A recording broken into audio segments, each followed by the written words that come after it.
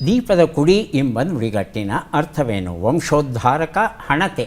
ವಂಶೋದ್ಧಾರಕ. ಮುಂದಿನ ಪ್ರಶ್ನೆ. ಕೊಡುಗೈ ದಾನಿ ಎಂಬ ಅರ್ಥವನ್ನು ಕೊಡುವ ಶಬ್ದ ಯಾವುದು? ಚಾಗಿ, ಬಾಗಿ. ಚಾಗಿ. ಮುಂದಿನ ಪ್ರಶ್ನೆ.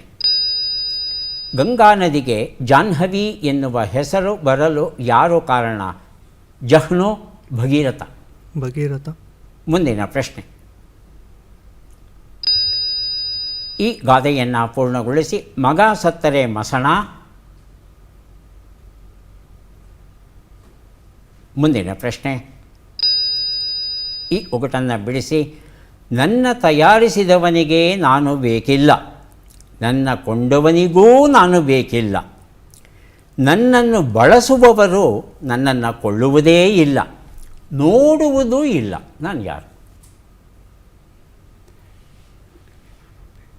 ಉತ್ತರವನ್ನು ನೋಡ್ತಾ ಹೋಗೋಣ.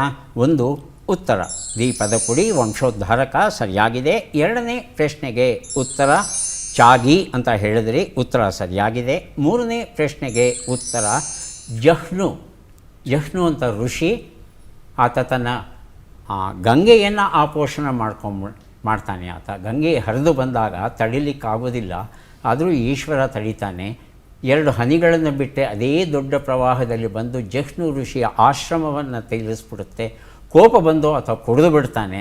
ಮತ್ತೆ ಭಗೀರಥ ಬಂದು ಪ್ರಾರ್ಥಿಸಿದಾಗ ಆ ಜಹ್ನು ಕಿವಿಯಿಂದ ಗಂಗೆ ಹೊರಗೆ ಬರ್ತಾಳಂತೆ.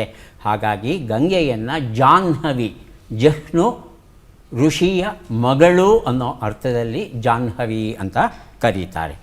4ನೇ ಪ್ರಶ್ನೆಗೆ ಉತ್ತರ ಮಗ ಸತ್ತರೆ ಮಸಣ, ಸೊಸೆ ಸತ್ತರೆ ಸೋಬಣ.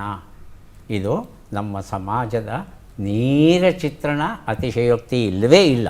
5ನೇ ಪ್ರಶ್ನೆಗೆ ಉತ್ತರ ಇದು ಶವಪೆಟ್ಟಿಗೆ, ಕಾಫಿನ್ ಆಗಿತ್ತು.